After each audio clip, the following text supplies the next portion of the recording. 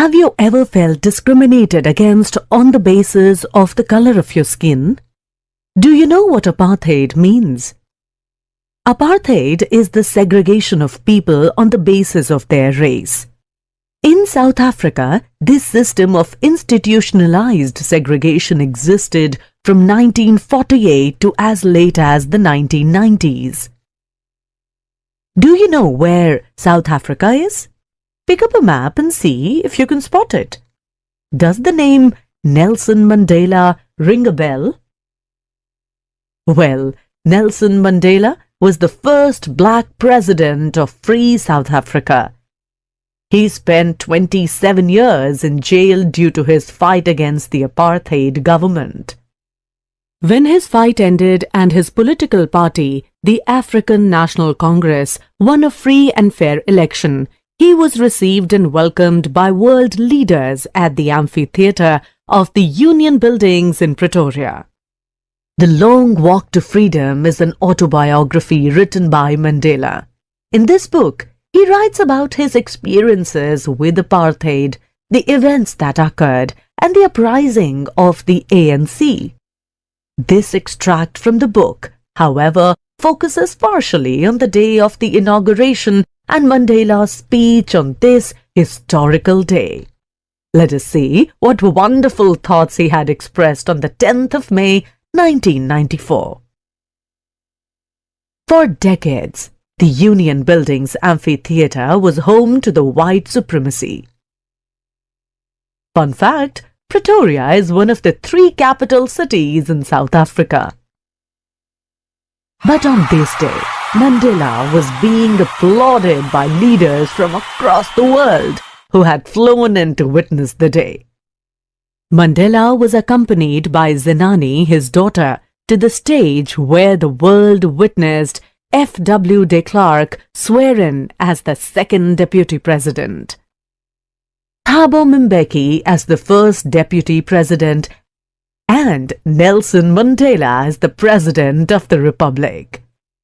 In his speech, Mandela promised to uphold the constitution of the country and pledged to liberate all the people of South Africa from poverty, bondage, suffering, deprivation, gender, and other discrimination. He said, "Out of the experience of an extraordinary human disaster that lasted too long, must be born a society of which all humanity will be proud." After the speech, over the Union Buildings flew an array of South African jets, helicopters and troop carriers. Moments before, the South African Defence Force, decorated in ribbons and medals, saluted Mandela and pledged their loyalty.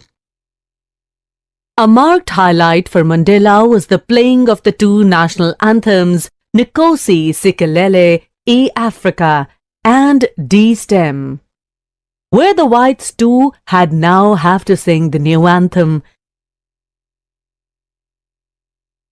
The apartheid policy had left South Africans deeply wounded, and this wound would likely last for generations.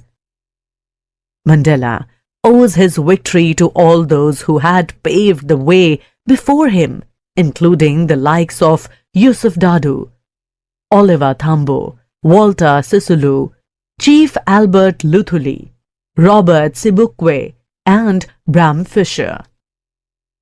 Mandela further elaborated in the book that in a country like South Africa, it was impossible for a man to fulfill all his duties for the roles he played, such as a son, a father, a husband, etc. He was more inclined towards serving his nation because if he wanted freedom, it was important that his people were also freed. He said, "The chains on any one of my people were the chains on all of them. The chains on all of my people were the chains on me." The extract ends with a message that may leave you thinking. Mandela notes that the oppressor needs liberation just as much as the oppressed. The oppressor is a prisoner of hatred. One is not truly free if he takes away someone else's freedom. The ending of the passage leaves such a powerful message and a new perspective to ponder upon. Mandela says that an oppressor is not truly free if he takes away someone else's freedom. Hence, the oppressor too is oppressed. The oppressor is caged in his narrow-mindedness and prejudice, and he too ought to be freed just as the oppressed.